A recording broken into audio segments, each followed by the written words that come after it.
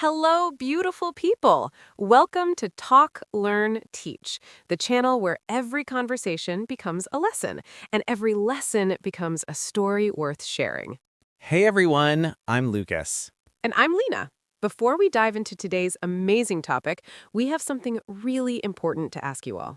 Yes, if you're enjoying our content, if our videos are helping you, or if you simply love what we do here, Please hit that subscribe button right now. It truly means the world to us. and don't forget to share this channel with anyone who's on their English learning journey. Your support helps us create more content like this. Absolutely. Now, are you ready for today's topic? I am so ready. What are we talking about today? The journey of finally becoming confident when you speak English. Not just speaking, Lucas, but feeling free when you speak. Wow, that's powerful. I remember when I started learning English, I was so nervous. Really? Tell me about it. Well, I remember standing in front of my class and the teacher asked me a simple question. What did you do yesterday? That's such a basic question. I know, but my mind went completely blank. My heart was racing. I could feel everyone's eyes on me. Oh no, what did you do? I just stood there frozen for what felt like hours. Finally, I said something like, I go home, and everyone laughed. I know. Oh, Lucas, that must have been so hard. It was, but you know what? That moment changed everything for me. How so? Because I realized something important. Everyone in that room was learning too. Their laughter wasn't mean. It was just, we were all nervous together. That's such a beautiful perspective. And you know what? That brings us to our first big lesson today. What's that? Fear is just a story we tell ourselves. It's not real. The only thing that's real is the moment we're in right now. That's deep. So how do we stop being afraid? We don't stop being afraid, Lucas. We learn to speak even when we're afraid. But that sounds terrifying. It does. But here's the secret. You know what the biggest mistake English learners make is? What? They wait. They wait until they're perfect. They wait until they know every grammar rule. They wait until their accent is flawless. And let me guess, perfection never comes? Exactly. Perfection is a myth. Even native speakers make mistakes all the time. So what should people do instead of waiting? They should start messy. Start broken. Start with mistakes. Just start. Yes, I love that. Start messy. Let me tell you a story. I once had a student named Cherry. Cherry was brilliant. He knew so much English grammar. He could write essays perfectly. Sounds like a great student. He was, but he never spoke. Not in class, not with friends, nowhere. Why not? Fear. He told me, Lena, I'm waiting until I'm ready. I don't want to embarrass myself. Oh no, what did you tell him? I asked him a question. I said, Cherry, when you were a baby, did you wait until you could walk perfectly before taking your first step? That's a great question. Right? And he looked at me confused. He said, no, I fell many times. And then what happened? Then I said, exactly. You fell, you cried, you got up, you tried again. That's how you learn to walk. English is the same. Wow, that must have really touched him. It did. The next day, he raised his hand in class and started speaking. His grammar wasn't perfect, his pronunciation had mistakes, but you know what? What? His whole face was glowing. His whole face was shining because he finally broke through his fear. That's incredible. So the lesson here is just start speaking, mistakes and all. Yes, but there's more to it. It's not just about speaking randomly. There's a method, a beautiful method that makes it easier. Tell me more. Okay, so imagine your brain is like a garden. A garden. Yes, right now, if you're learning English, your garden might have a few flowers here and there, but mostly it's empty, right? That makes sense. Now, how does a garden grow? You plant seeds. Yes, and what else? Water, sunlight. Exactly. You need to feed it every single day. Not once a week, not when you feel like it, every day. So English is like planting seeds in our brain garden? That's funny. Yes, and here's what the seeds are. The seeds are words, phrases, conversations you hear. So we need to surround ourselves with English. Precisely. But here's the thing. It can't be boring English. What do you mean? Well, imagine if I told you to read a grammar textbook for 2 hours every day. Oh no, that sounds awful. Exactly. Your brain would fight you. It would make excuses. It would fall asleep. That's true. But what if instead I told you to watch your favorite show in English? Oh, that's different. Or listen to music you love, but in English? Now we're talking. Or watch someone cook your favorite dish, but they're speaking English? Yes, that actually sounds fun. That's the secret, Lucas. Your brain learns best when it's having fun, when it's interested, when it's emotionally connected. This is so different from how I was taught in school. I know. Schools often make it feel like work, like punishment. But language learning should feel like play. Like children playing? Exactly. Think about how children learn their first language. Do they study grammar books? No, they just listen and try to copy. Yes, they make millions of mistakes and nobody judges them. Everyone celebrates when they say their first words, even if it's wrong. That's so true. We should treat ourselves with that same kindness. Absolutely. Which brings us to something really important. What's that? Self-talk.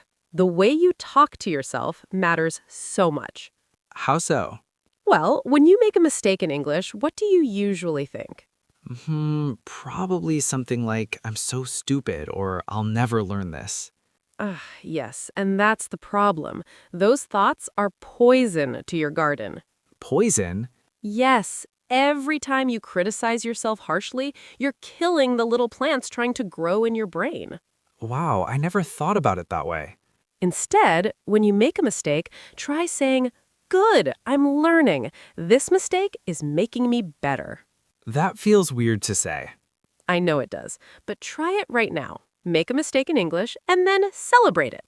Okay, yesterday I goed to the store. Perfect mistake. Now celebrate it. Yay, I made a mistake. I'm learning. See? Doesn't that feel better than beating yourself up? It actually does. It feels lighter, more playful. That's the energy we need when learning. Lightness, playfulness, curiosity. So we've talked about starting messy, surrounding ourselves with fun English content, and being kind to ourselves. What else? Now comes the magic part. Magic, tell me. The magic is in building your own personal connection with English. What does that mean? It means making English yours, not textbook English, not teacher English, but your English. I'm not sure I understand. Okay, let me explain. What do you love? What are you passionate about? I love photography and traveling. Perfect! Then your English journey should be built around photography and traveling. How? Follow photographers on social media who speak English. Watch travel vlogs in English. Join photography forums where people discuss in English. Oh, so I'm learning English while doing what I already love? Exactly! You're not just studying English, you're living your life in English. That's brilliant. It doesn't feel like studying at all. That's the whole point. When learning becomes living, it stops being hard work. I wish someone had told me this years ago. Well, we're telling people now. Everyone watching, listening, this is your moment. Yes, don't waste another day waiting to be perfect. Start today. Start now. Start messy. But Lena, I have a question. Go ahead. What if someone is really shy? What if they're too scared to speak, even to themselves? That's a great question. Shyness is real, and we need to respect it. So what can shy people do? They can start in the safest place possible, completely alone, completely private. Like talking to themselves? Yes, but even simpler. They can start with whispering. Whispering. Yes, just whisper English words while looking at things around them. Whisper, cup, blue cup. I see a blue cup. That's so gentle. It is, and there's no pressure.